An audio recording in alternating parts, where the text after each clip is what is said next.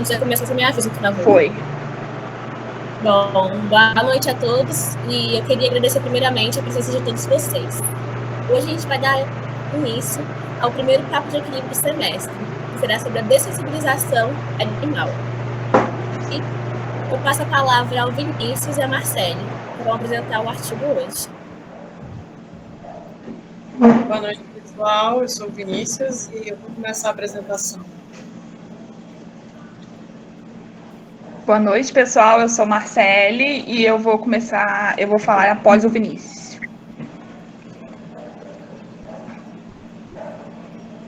Bom, eu sou aluno de graduação, né, da zootecnia aqui da Rural, e ultimamente a gente tem se embasado em pesquisas voltadas à dessensibilização dos cavalos da equilíbrio rural.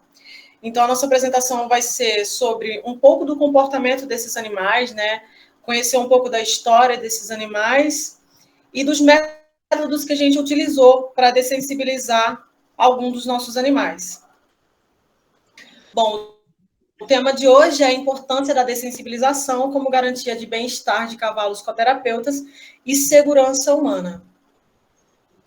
É importante a gente conhecer a ancestralidade dos cavalos, né? Os cientistas, eles dataram a ancestralidade dos cavalos, dos equídeos, né, e no geral, há 55 milhões de anos atrás. Então, o processo evolutivo se deu por diversas mudanças no planeta que exigiram com que os cavalos fossem mudando também de acordo com essa mudança planetária. Então, a gente percebe aqui nessa imagem que os primeiros cavalos eles tinham um aspecto um pouco parecido com o de cão, com aproximadamente 30 centímetros de altura e 60 de comprimento. E com o passar dos anos, dos milhões de anos, eles foram evoluindo tanto na conformação, né, do seu corpo, quanto na dentição e nos dedos. Dos aspectos mais visíveis que a gente consegue identificar é que os cavalos eles tinham 4 dedos nas mãos, né, nos membros anteriores, e 3 nos posteriores. E com essa evolução, esses dedos se tornaram vestigiais, perdendo sua função. E aí chegamos aos cavalos domésticos com apenas um dedo. Vale ressaltar que, devido às mudanças planetárias, esses cavalos eles tiveram que se habituar. Eles tinham o hábito de viver e se alimentar em florestas, de folhas e frutas, e como um planeta passava por evoluções constantes, as florestas começaram a desaparecer e surgiu os campos. E por surgir os campos, isso também exigiu que os animais eles crescessem, aumentassem o tamanho dos seus membros, né, a conformação, a taxonomia também desses animais, que é os ossos, e mudasse a sua dentição para que pudesse capturar as gramíneas. E por estarem em campo aberto e serem presas, eles desenvolveram mais agilidade, mais rusticidade na sua conformação corporal, né?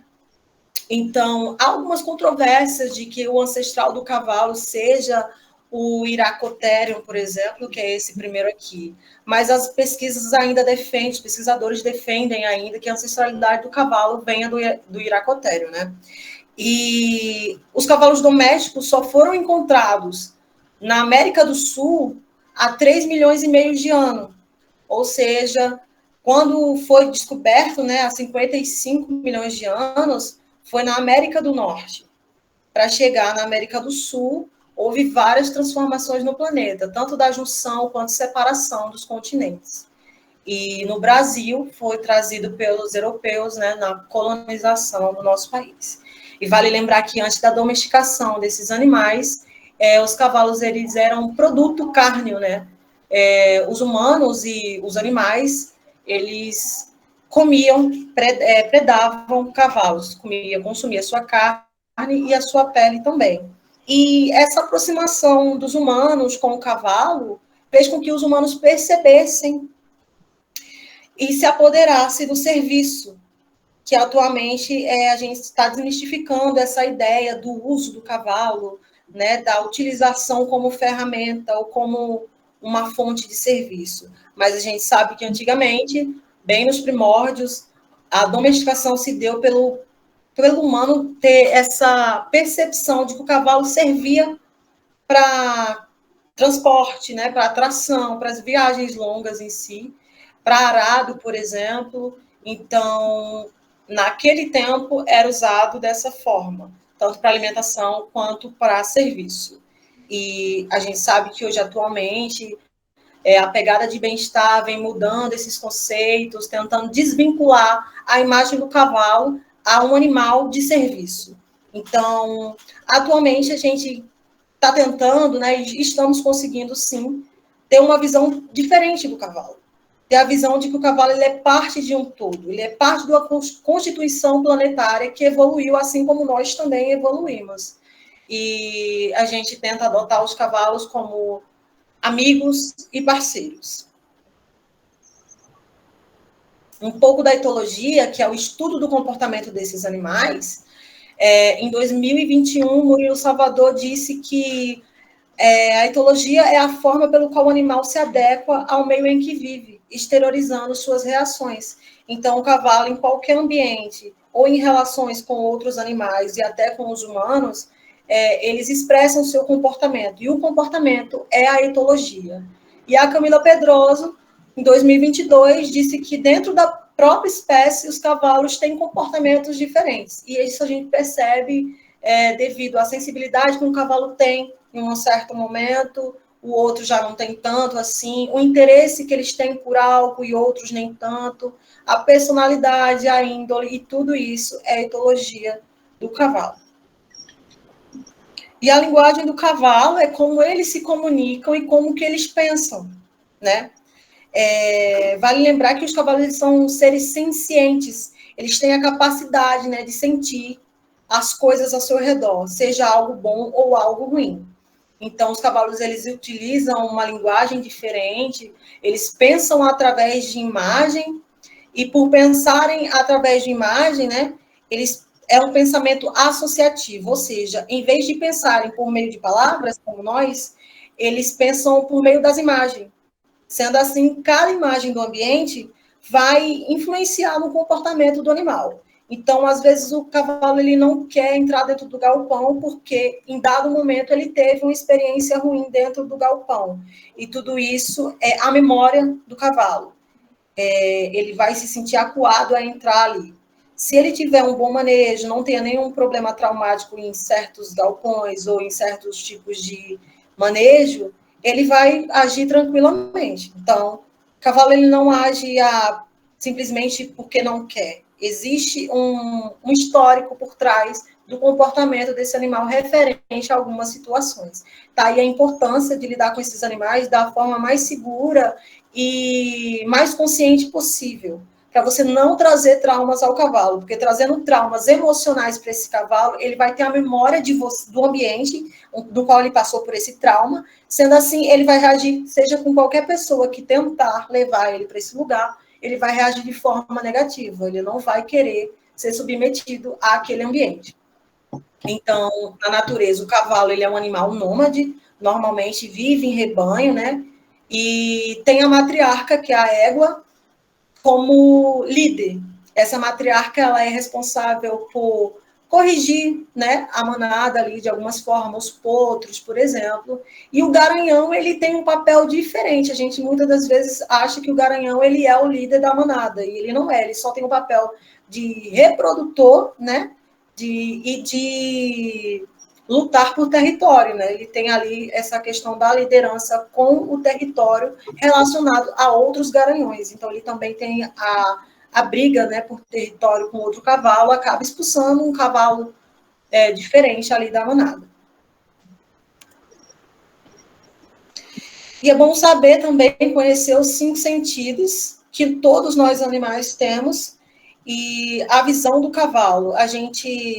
Estudos já mostram que o cavalo ele enxerga quase que 360 graus, então a gente consegue observar a visão binocular, que é com os 2 olhos, ele consegue focar em um objeto à sua frente, e as visões monocular. Cada olho pode enxergar tanto uma região lateral para a direita, quanto uma região lateral para a esquerda. E os pontos cegos do cavalo, que geralmente é dessa porção aqui da garupa. Aqui o cavalo não enxerga. Então, está a importância de sinalizar quando você vai passar, se o cavalo for muito manso, ou você se afastar o máximo que você puder, para não colocar em risco a sua vida e trazer um comportamento agressivo do cavalo, né? Que não, na verdade, não é agressivo, é de defesa. E tá aí o outro ponto cego, é aqui na ponta do nariz o cavalo não enxerga e embaixo também ele não enxerga aqui no queixo. Da audição do cavalo, os cientistas eles já estudaram, os pesquisadores, que o cavalo ele pode ouvir aí, ele tem uma audição muito aguçada e isso traz um direcionamento das orelhas em quase 180 graus. Então, eles ouvem muito bem, muito mais que nós. E do olfato, os cavalos eles conseguem sentir 2 quilômetros um perfume, uma essência diferente, eles conseguem sentir a 2 quilômetros um cheiro de algo. Do paladar, desse sentido do paladar, os cavalos eles têm um paladar seletivo. Eles têm preferência por alimentos mais doces, por gramíneas mais verdes, né? Um volumoso mais novo. Nada de capim velho que cavalo rejeita. E em relação ao tato, os cavalos a gente acha que eles não têm essa sensibilidade. São cavalos, são muito resistentes, sim. Cavalos são resistentes, mas eles têm uma sensibilidade absurda quanto ao toque. A gente percebe na lida do cavalo que eles sentem as moscas, por exemplo. Então, eles tremem a pele para expulsar insetos. Então, se eles conseguem sentir uma mosca, eles conseguem sentir sua mão batendo, um chicote batendo. Então, o cavalo é muito sensível, apesar de muito rústico e muito forte, né?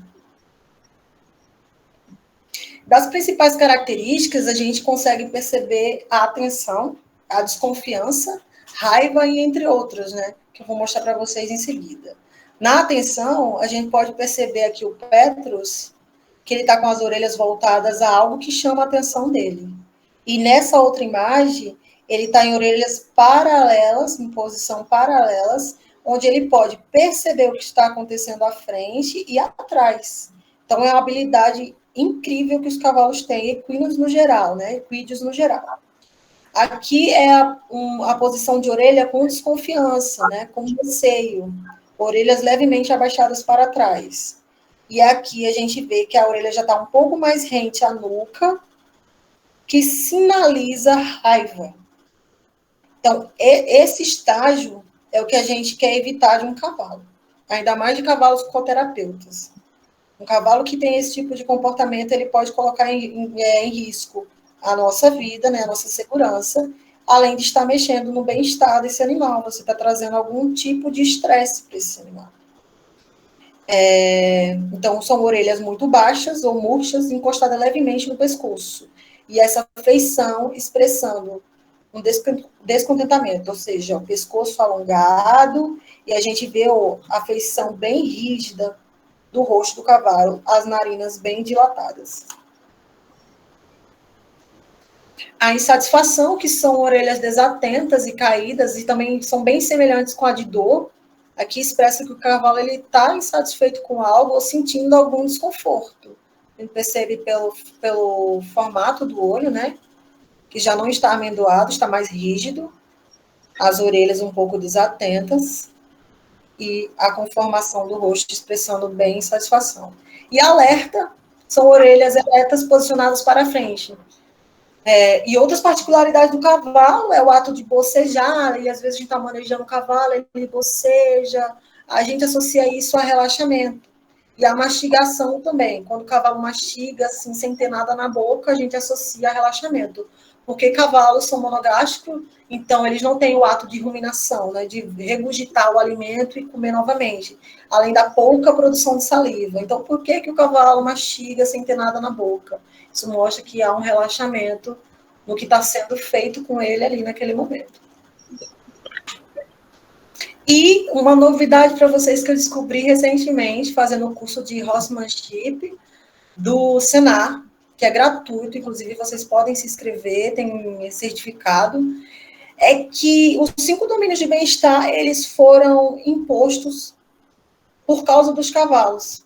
Pensando nos cavalos, construíram os 5 domínios de bem-estar no animal, que hoje é utilizado em todas as espécies, né?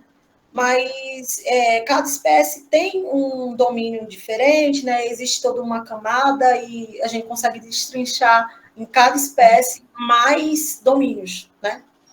Então, dos mais importantes, que é os que a gente frisa geralmente no bem-estar animal, é a alimentação e hidratação, que o que a gente precisa garantir é que os animais não estejam com fome e que sejam sempre hidratados, então livres de sede e livres de fome, que tenham uma ambiência coerente, ou seja, a sanitização dos estábulos, por exemplo, das baias, e a observação do ambiente do cavalo, no caso dos cavalos que são criados em piquetes, a gente precisa garantir uma ambiência saudável. Existe a interferência humana no manejo de forrageiras, por exemplo, da alimentação dos cavalos nos piquetes. Então, a gente tem que se atentar à ambiência desses cavalos, porque eles precisam, além de ter um ambiente saudável que simule a natureza, tipo, de cavalo selvagem, a gente precisa garantir uma boa alimentação, né? Além de sombreamento, e outras tecnologias que são introduzidas no ambiente do cavalo.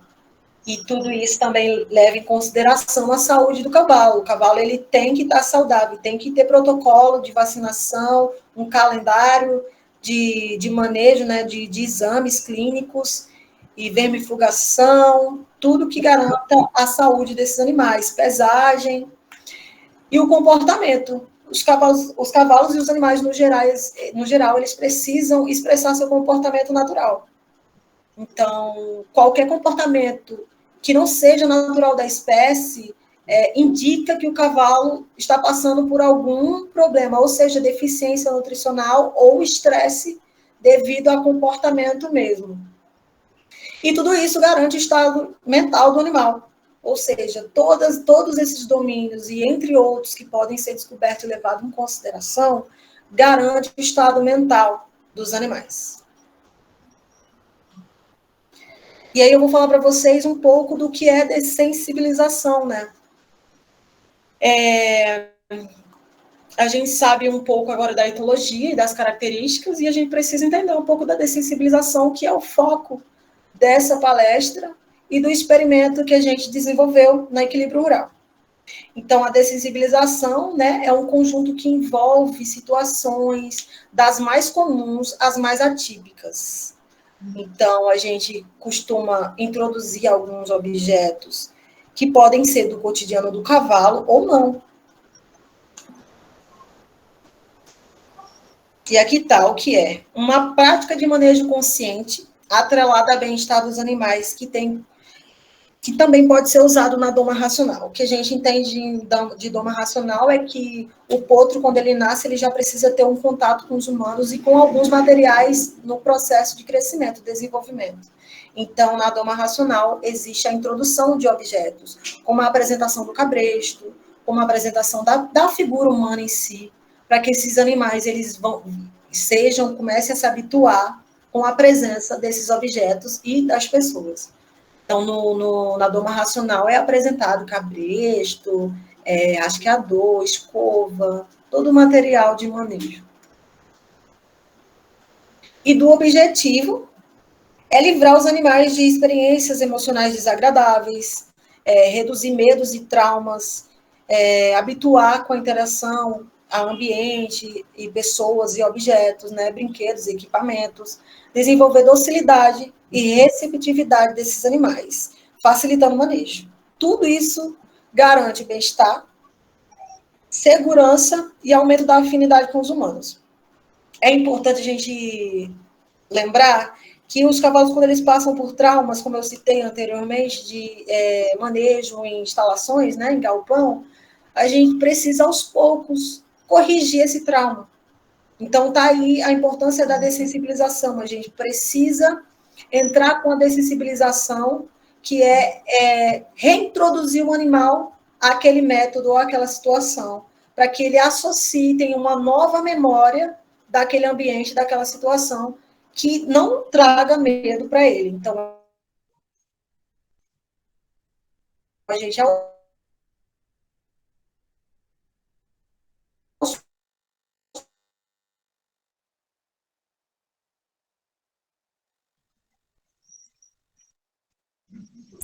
Vinícius. Poucos vai apresentando, onde tem um trauma da... Repete o que você disse, porque travou um pouquinho. Eu acho que não deu para eles entenderem. Tudo bem? Qual parte? Acho que foi no começo, praticamente.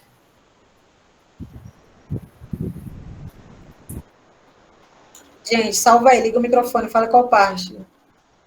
No objetivo aqui? Você estava falando sobre a possibilidade de gerar novas memórias, né? Tirando a ideia do trauma. É trauma. Então, é exatamente isso. A gente, aos poucos, criando uma nova memória do cavalo. A gente vai levar o animal a determinada situação no qual ele já teve um trauma e tentar fazer com que ele entenda que aquilo ali não era para ter gerado um trauma, que é algo bom para ele. A gente sabe que na doma tradicional não existe memória boa. Existe memória sob pressão e o cavalo aprende com a dor. E para corrigir esses cavalos, por exemplo, a gente precisa de uma doma racional mais consciente, para que eles entendam que aquele método não era para ter machucado ele. Então, por isso está aí, abandonar um pouco das esporas, abandonar um pouco dos cabrestos, né, mais que forçam muito essa parte nasal do cavalo. Muito rígido, né? O que mais? Tem várias ferramentas que a gente sabe que traz trauma, traz uma memória traumática, né, para o cavalo. E a gente, aos poucos, para você fazer a reintrodução desses objetos e mudar essa memória, a gente precisa ir devagar. É um processo gradual, né? Então, essa é uma das importâncias da dessensibilização. Então, de que forma é feita? Existem várias formas de fazer, né? Através de situações e ou objetos dos mais comuns aos mais atípicos. Essa foto, por exemplo, é só a minha aproximação, para ver se o cavalo ele vai me rejeitar. Tipo, se ele andar, ele talvez não queira assunto. Então, parte da dessensibilização é você fazer o cavalo se acostumar com a sua presença, porque você não vai causar nenhum dano a ele, nenhum trauma a ele. E para cavalos de terapia, a gente precisa dessa relação de confiança, de aceitação. Então, a gente tenta que, nesse outro método, que mais para frente a Marcele vai falar, tem o método de sacola, de corda. Essa importância da corda, por exemplo, a gente não quer que o cavalo tenha medo de cabresto. A gente não quer que eles tenham reações bruscas porque uma corda tocou sem querer na garupa, sabe? Porque geralmente quando estimulam o cavalo pela garupa é para ele andar, para ele fazer o que o domador quer, né? A pessoa está andando com ele de forma que chegue a alterar o fisiológico dele e comprometer a nossa segurança. Sim. Outros métodos que a gente vem usando, ó, sensibilização com lona. Aqui foi o primeiro dia do veloz. Ele falou, que é isso? Não vou pisar, pulou. Mas no segundo dia, ele cheirou e foi pisando aos poucos. E é um cavalo que aprende muito rápido. Cavalo, eles são extremamente inteligentes, eles aprendem muito rápido. Então, ele já percebeu que aquilo ali não era para fazer mal a ele. E aí, na terceira sessão, ele já ia sozinho, parava em cima da lona, entendeu? E outras diversas formas de dessensibilização. Então, tá a importância, né? A gente precisa ter cavalos mais dóceis, mais receptivos às pessoas, por exemplo. Então, qualquer atividade equestre, é importante que o cavalo ele seja dessensibilizado, seja para aprendizagem, seja para terapia, para ecoterapia, para trabalho e esportes.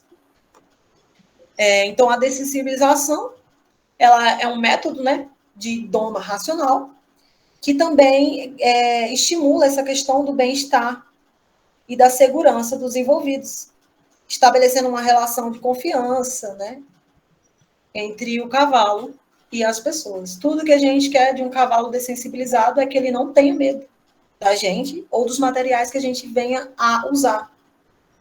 E eu encerro por aqui. A Marcele vai começar a apresentação dela sobre o experimento que a gente fez nos cavalos da Equilíbrio. Muito bom. Boa noite, pessoal. Eu vou dar continuidade à apresentação do Vinícius e vou falar um pouco como foi nosso experimento. Pode passar, Vinícius.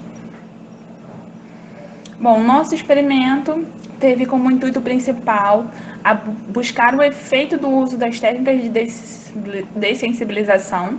Aí a gente aplicou nos cavalos da Equilibrium rural e viu se tinha algum efeito significativo,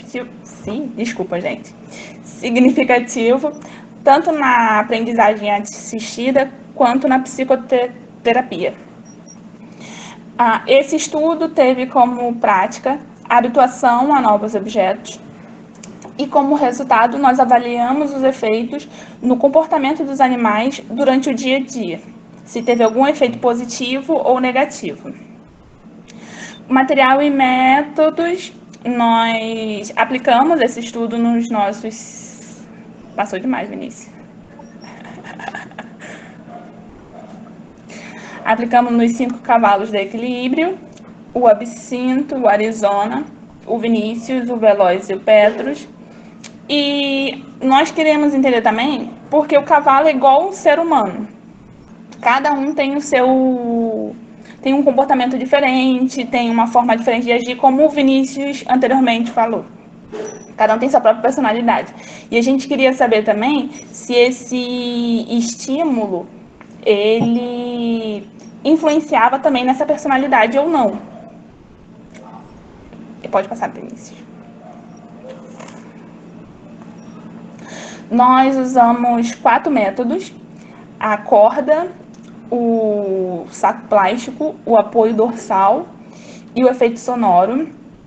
A corda, primeiramente, a gente passava ela por todo o dorso do animal, principalmente ali na parte da garupa, porque o nosso intuito é que os cavalos não tenham medo do cabresto. A gente está sempre ali todo dia manuseando eles e a gente não queria que eles desenvolvessem um medo ou um trauma no cabresto e fosse mais fácil o manejo em si. A sacola plástica, a gente fazia efeito sonoro com ela, próximo a eles. Além disso, a gente passava a sacola em todo o corpo do animal, no dorso, na pata, na garupa, para ver se havia alguma reação, porque o nosso intuito principal, o uso da sacola, é estar ali no manejo com o pessoal da aprendizagem assistida, o pessoal da psicoterapia, e de repente bate um vento, voa uma sacola ali para o meio, e o animal se assusta, sai correndo, entra em estado de fuga, e aí pode acabar machucando alguém, gerando um acidente, e a gente está tentando evitar isso. Às vezes é o mais... Como o Vinícius, mais para frente eu vou mostrar um vídeo sobre como é que funciona. E o Vinícius mostrou uma foto anteriormente, que não tem nenhum objeto, nada, é o ser humano, né? No caso foi o Vinícius, que apoiou no dorso do cavalo e viu a reação dele, se ele aceitava aquele apoio ou não. Para futuramente uma situação de monta, ou até no caso da psicoterapia e na aprendizagem assistida também, a gente tem o nosso momento de relaxamento sobre o animal, para que isso não assuste o cavalo. O último estímulo que a gente aplicou foi o efeito sonoro, e a gente rodava a corda, o próprio cabresto do animal, em ambos os lados, próximos à orelha e em cima da cabeça, para ver se esse som de corda cortando o ar surtia algum efeito sobre o animal. Pode passar, Vinícius. Pode passar. Obrigada. Todo o experimento se contou com 10 sessões. E todas as sessões foram feitas após o manejo. Nós chegávamos, escovávamos, rasqueávamos, limpávamos o casco e logo após fazíamos as sessões. Cada sessão durou numa média mais ou menos de 10 minutos e foram feitas 2 sessões por semana, num total de 5 semanas, né? Outra coisa que fazíamos é a ordem diferente.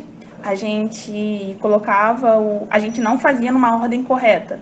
Cada dia era uma sequência diferente de cavalos e não tinha exatamente uma ordem para seguir. A gente só trocava, porque o nosso intuito era ver, a gente fazia essa sessão ali no piquete com eles. Cada cavalo era feito uma sessão individual, onde eram apresentados os 4 estímulos. E só que os outros cavalos também ficavam ali no piquete esperando a sua vez.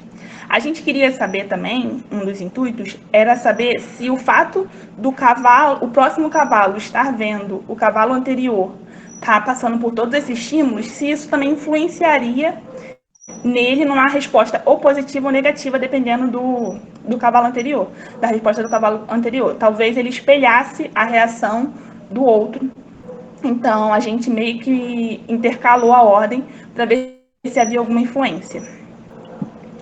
E todas as análises, todas as respostas que coletamos, os dados, foram avaliados pelo teste de Friedman, que consiste em comparar os dados amostrais vinculados. Ou seja, quando se é feito um experimento em um indivíduo, quando um indivíduo é avaliado e há mais de um estímulo sobre ele, esse teste ele é utilizado para comparar os dados e ver se surtiu algum efeito, tanto positivo quanto negativo. Para isso, a gente usou uma escala com o score de 1 a 3, onde a gente avaliava o score 1 para ausência de reação, o score 2, reação leve dos movimentos, quando o cavalo só se mexia, andava ou balançava a cabeça, a gente avaliava isso. E o score 3 é o mais avançado, onde o cavalo entrava em estado de fuga e saía levantando, empinava ou saía correndo. O método utilizado, existem vários métodos de dessensibilização. O que a gente usou foi aplicando a pressão e o alívio, que consiste em apresentar o estímulo ao cavalo e enquanto ele está ali, se o cavalo demonstrar desconforto, a gente continua apresentando o estímulo ali a ele até ele acalmar. Quando ele acalmar, a gente afasta o estímulo. Isso aí é como se fosse dando uma prenda para ele, mas não é prenda a palavra que me fugiu, e trazendo um alívio para ele, dando, meio que mostrando para ele que não há necessidade de ter medo daquilo. Enquanto o objeto está em cima dele, não vai fazer nada. E quando ele perceber isso, a gente tira o estímulo e ele vê que nada aconteceu. Esse método foi o que nós utilizamos e gostamos bastante. E pode passar.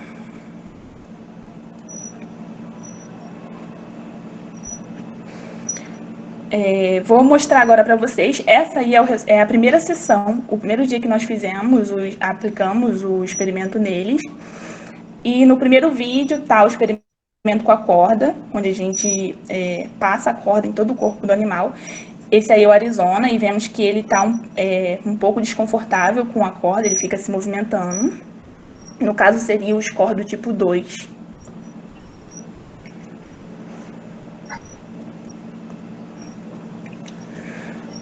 Tá travado para mais alguém? Para mim, não. Para mim tá. Também não. Para mim também. Tá devagar. É o vídeo que você tá falando, né, em relação ao Isso.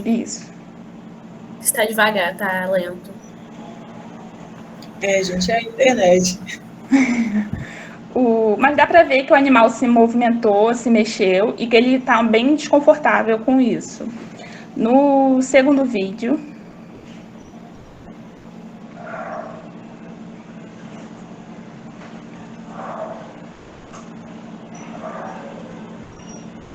mostra o estímulo da corda, onde o Vinícius vai fazer o estímulo sonoro, cortando a corda no ar. Em ambos os lados, em cima da cabeça, é que está travado, então dá para ver muito bem. Mas é basicamente isso. Aí a gente percebe que o Vinícius, no caso, é o cavalo que está sendo utilizado. Ele sente um desconforto, ele tenta afastar a cabeça da corda, né, do som. E também a gente considerou um score do tipo 2, porque ele afasta a cabeça, mas ele não tem nenhuma alteração mais avançada. Pode ir no estímulo 3.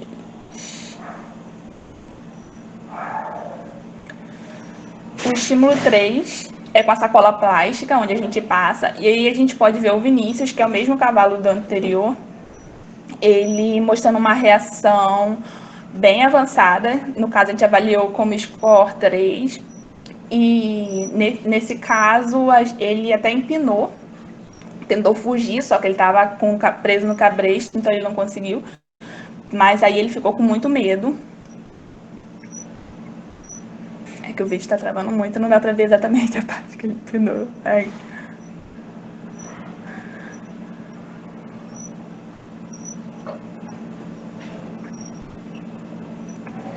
Nesse momento ele empina, com medo da sacola.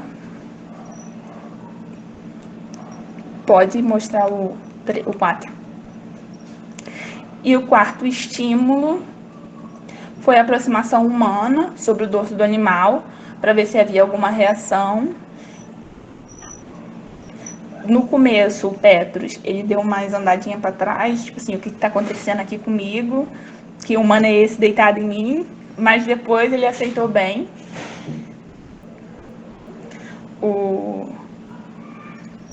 Quem era que estava deitado nele? E agora a gente vai ver o resultado, né? Se as 10 sessões realmente surtiram efeito ou não. E para isso, pode passar, Vinícius. Ela não ouviu, mas era eu, Cecília, que estava deitado. Oi? Eu quem? A Cecília tinha feito uma pergunta. Vinícius. Ah, tá. Eu não ouvi.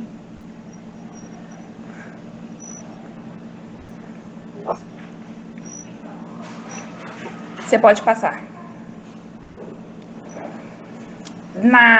Essa é a 10ª sessão. O que nós fizemos? Nós trocamos o estímulo, a pessoa que estava executando o estímulo. Por 9 sessões, foi o Vinícius que executou o estímulo. E na 10ª sessão a gente trocou para ver se, trocando a pessoa, havia alguma reação adversa, se realmente eles foram dessensibilizados ou eles apenas estavam acostumados com o Vinícius praticando o estímulo neles. Aí eu fiz a dessensibilização nesse caso, aí eu voltei aí no Arizona com a corda. Ele já não se importava mais enquanto a gente passava a corda no corpo dele, ele entendeu que a corda não ia fazer mal a ele, né? A frequência, é que aqui a gente não trouxe dados de frequência cardíaca, mas a frequência cardíaca também não estava muito alterada. No caso do absinto ali no segundo estímulo, ele era um cavalo igual o Vinícius, que afastava o rosto quando fazia o som. Mas na 10ª sessão, ele permaneceu ali. Ele só levantou a orelhinha, como o Vinícius falou anteriormente, era de atenção para saber o que estava acontecendo, que som era aquele que estava acontecendo. Mas ele não apresentou nenhuma alteração.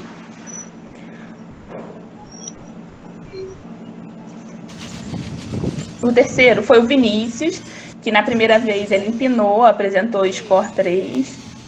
Na segunda vez, ele deu uma andada, assim, o que está acontecendo, que negócio é esse, que menina é essa. Por mais que ele tenha passado por 9 sessões com o Vinícius, trocou o vetor, que fui eu, né? E aí mas depois logo ele se acostumou, lembrou o que estava acontecendo e viu que não ia acontecer nada com ele e ficou parado ali. Foi o nosso melhor resultado. 43. Podemos ver a Tati falando 43. 43 era a frequência cardíaca dele e não foi muito alterada comparada à primeira sessão, né? Pode passar. Era isso que eu queria ressaltar. A diferença que tem, né, nessa questão, de que na primeira sessão ele empinou e já nas últimas sessões ele já aceitava bem melhor. A gente consegue ter uma resposta. Então, dependendo do cavalo, ele vai demorar a ter uma resposta, né? É um processo que cada cavalo vai passar. Tem uns que se habituam mais rápidos e outros demoram mais tempo. Perfeito. Pode passar o vídeo do Petrus. Eu exerci pressão ali na dorso do Petrus E ele, na hora, olhou e, tipo, o que está acontecendo? Peguei ele desprevenida. Mas logo em seguida ele aceitou bem.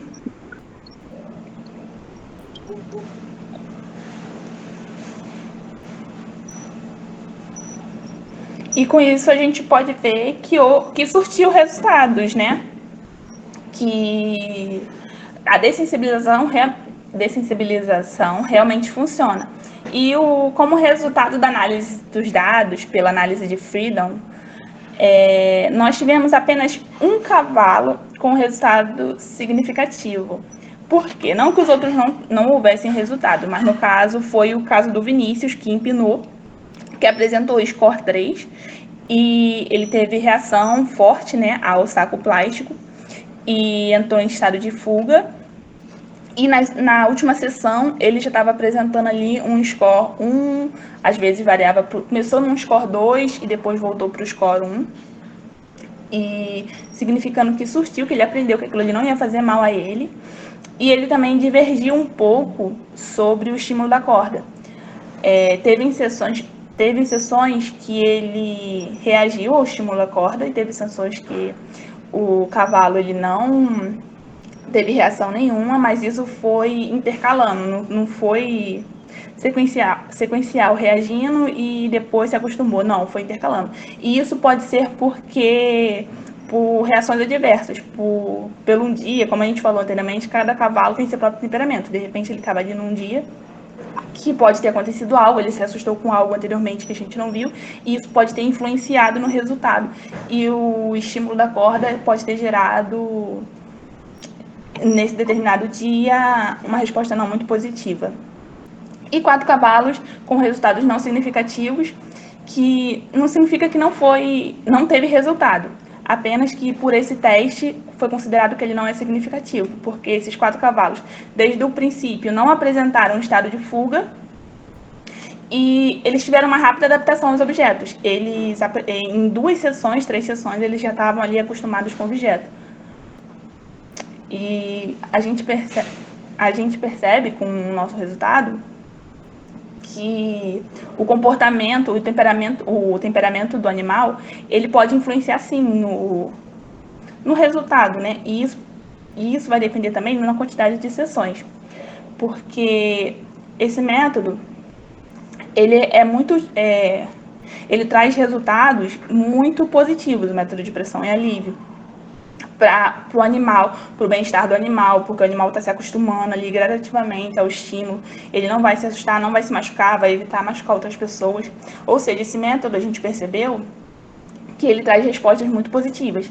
E não só a gente percebeu isso, mas como tem literaturas aí que falam sobre ele, falam muito bem sobre ele, tem artigos. E só que a nossa conclusão foi que, sim, ele traz respostas positivas, mas nós só fizemos 10 sessões. Talvez 10 sessões tenham sido um número muito baixo para se ter uma resposta mais duradoura e melhor.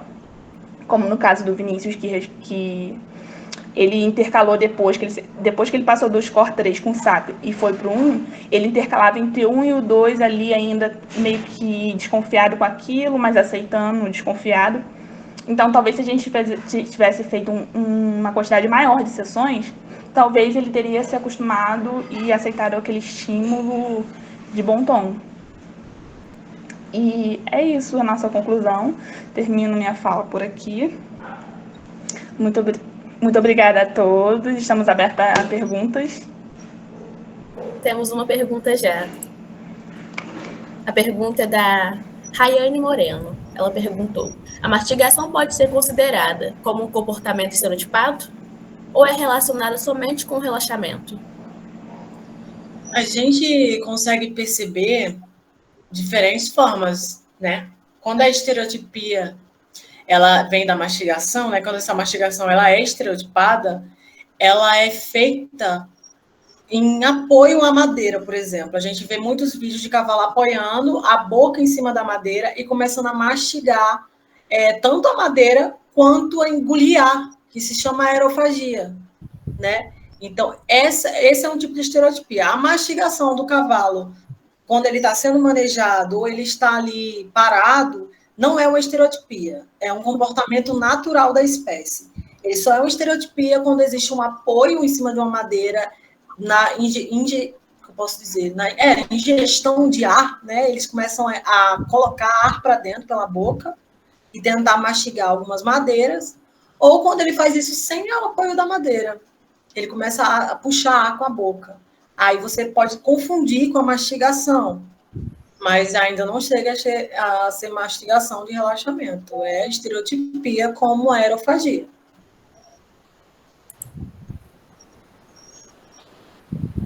Bom, alguém tem mais alguma dúvida? Oiê. Então, pode falar? Claro, fala, por favor. Então, eu fiquei pensando, né, em relação à dessensibilização.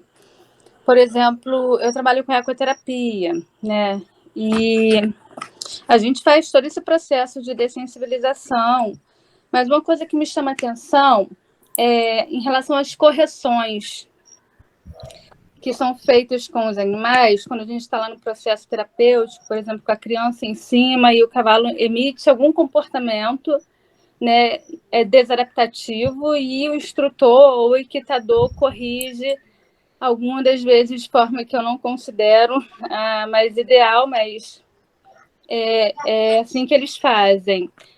Essa correção, ela interfere nesse processo de dessensibilização, afeta a saúde mental do animal, o bem-estar dele? Como que a gente pode pensar isso?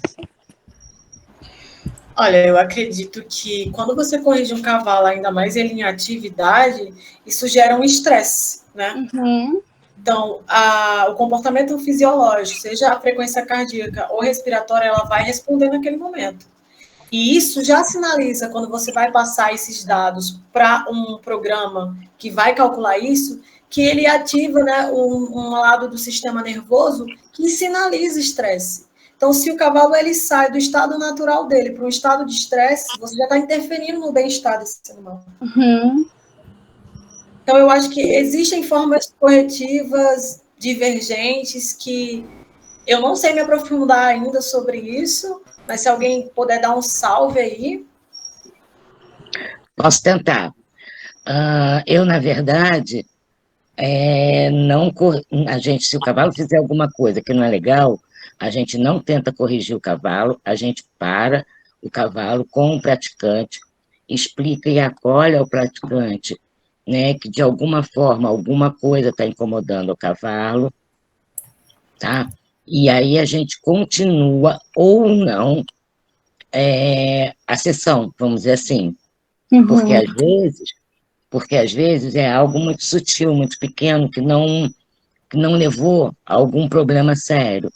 Mas se tiver, nunca aconteceu com a gente, mas a gente para não ter o risco e também não sacrificar o cavalo, porque alguma coisa está acontecendo de desagrado dele que talvez a gente não saiba. E não colocar o praticante nem os apoios em risco.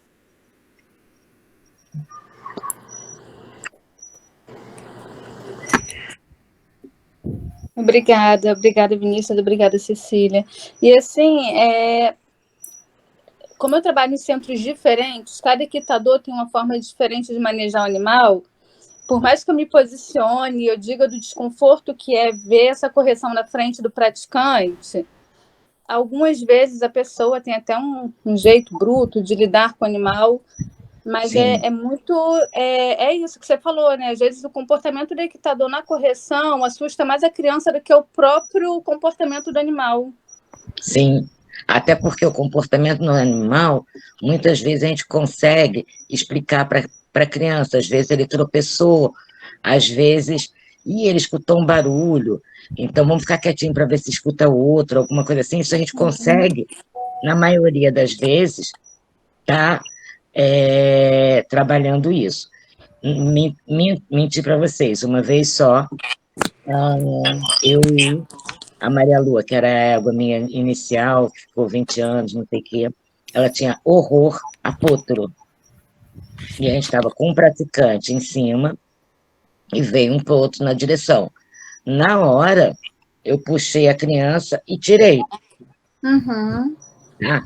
porque era uma reação que eu sabia que ela livre, em liberdade, ela faria para correr para cima do potro. Tá? Sim. E aí tiramos e explicamos tudo isso ao praticante, né? Então, a gente também não forçou ela, no sentido de que reprovou, nada disso, porque depois cabia a gente trabalhar essa situação e ao praticante também, para ele entender que os cavalos também têm, né, a possibilidade de não quererem, a possibilidade de não estar gostando daquilo, né? Assim como a gente. Eu acho que parte do princípio da comunicação, né? Você tem que instruir as pessoas. É uma parte teórica que às vezes falta para a prática. Já finalizaram? A Anice tem uma pergunta, eu acho.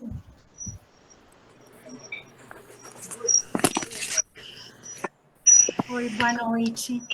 Na realidade, até vou concordar com o que a Maria Cecília falou, que a gente age exatamente da mesma forma que ela, explica para o praticante inicialmente o que está acontecendo e, se precisar, encerra a sessão, porque o quarto domínio hoje dos cavalos do Mellor, com a atualização de 2020, são as interações comportamentais. E isso interfere toda a nossa relação com eles nas interações comportamentais.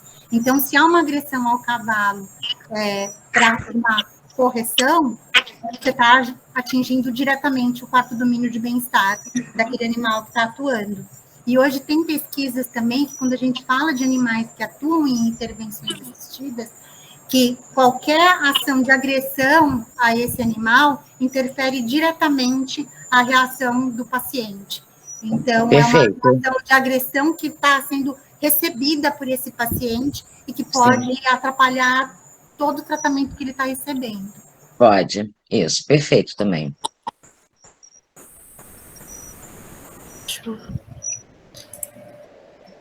Tem um formulário andando por aí, gente, de frequência. Não esqueçam de assinar ele.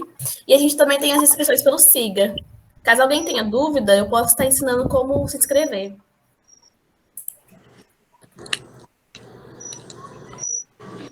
Aí, alguém mais quer fazer um comentário, uma pergunta? Tá. Posso fazer Quero dar um parabéns para comentário? vocês. Pode. Na verdade, agora não é nenhuma pergunta, acho que é uma contribuição, um comentário mesmo, né? Quando vocês falam da dessensibilização, teve um ponto que acho que foi Vinícius, que falou da importância da confiança, né, do animal. E, assim, faz muito sentido pensar, né, que até é uma relação, né, uma relação homem-animal que necessita desse vínculo afetivo. Eu vou trazer aqui um exemplo bem rápido de uma experiência. A gente estava trabalhando com uma égua, que ela já estava em um centro que eu trabalho, uns 4 anos à disposição da ECO para atender, mas ninguém conseguia trabalhar com ela, né? E já davam ela assim como desacreditada, que ninguém ia conseguir dessensibilizar, que ela não aceitava brinquedo, nenhum lúdico, nada, e realmente não aceitava. Até que entrou um instrutor, e assim ele tem uma relação assim muito potente com todos os cavalos de lá, né? E aí ele começou a insistir no processo de dessensibilização com ela. O que não fizeram em 4 anos, ele fez assim, acho que em 1 mês. Porque eu falo para ele que ele é psicólogo dos cavalos, né? Ele tem uma relação muito afetiva, muito cuidadosa, muito próxima com eles. E hoje ela atende na ecoterapia, aceitando todo o material lúdico e, assim, só trazendo, né, bem-estar para toda a equipe, no geral. E até para o cavalo, que faz uma possibilidade a mais, né? E aí, inclusive, vou lembrar também que quando eu fui para o Marapendi, né, para começar a ecoterapia, a égua que eu falei, que sempre foi maravilhosa, ficou 20 anos com a gente, bom, enfim, o nome dela era era Maria Lua, e o pessoal todo chamava ela de Maria Louca. Ah, tadinha. Porque ela realmente tinha, mas nunca teve com praticante. Com praticante, ela nunca fez nada, muito pelo contrário, ela acolhia totalmente. Mas isso foi exatamente isso. A gente teve que fazer um trabalho de sensibilização antes, a gente teve que conversar.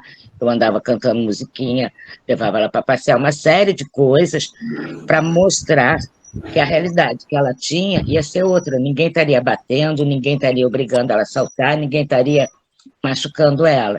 E até hoje, eu encontro pessoas que a gente trabalhou e às vezes a pessoa não se lembra do meu nome, mas olha para mim e fala, Maria Lua. Associou. Isso. E era, a princípio era uma peste. É a relação. Terminaram, gente? A Tatiane quer falar? Sim. Aproveita o tempinho curto que a gente tem. Então, vou aproveitar rapidinho. Parabéns para vocês. Parabéns. É isso aí mesmo que eu ia falar. Obrigada. Eu quero agradecer a Letícia, ao Vinícius, a Marcele, né? Eu falei para eles, eu vou estar hoje espectadora, e eles estão aí, se viraram bem, parabéns. Tá? E os próximos Papos de Equilíbrio a gente vai fazer sobre bem-estar animal, vai continuar fazendo, vai ter várias abordagens, né? E só lembrando, quem quiser ganhar mais certificado, no certificado de 3 horas, entregar o resumo lá no Google Classroom da palestra de hoje, do que vocês entenderam, né? E se puderem, por favor, façam inscrição no CIGA, que me ajuda bastante, porque eu tenho que colocar todo mundo no CIGA, tá? Porque o certificado vem pela Rural.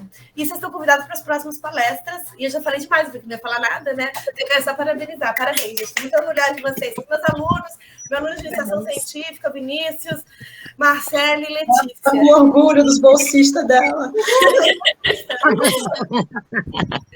Claro que tem que ter. Foto. É um assunto muito legal, gente. E a gente que desenvolve, a gente sente prazer em falar. Então, teria muitas horas para falar de sensibilização. Muito. Então, eu agradeço a vocês pela atenção. Se ficou alguma dúvida, pode procurar a gente no chat, sabe, no Instagram, no WhatsApp, em qualquer lugar, porque a gente ainda tem muito para falar sobre sensibilização. E as próximas palestras, elas vão ser sobre bem-estar animal, no geral, dando foco nos cavalos. A palestra daqui a 15 dias, né, vai ser sobre bem-estar, métodos de doma racional de equino aplicado a bovino. Quem gosta de bovino já vai entrar no ramo também. Isso aí.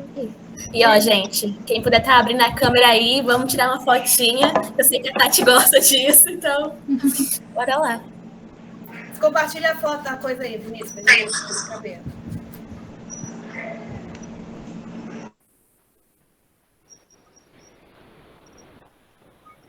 É papo de equilíbrio. Coloca papo de equilíbrio e compartilhar a tela para caber todo mundo na foto.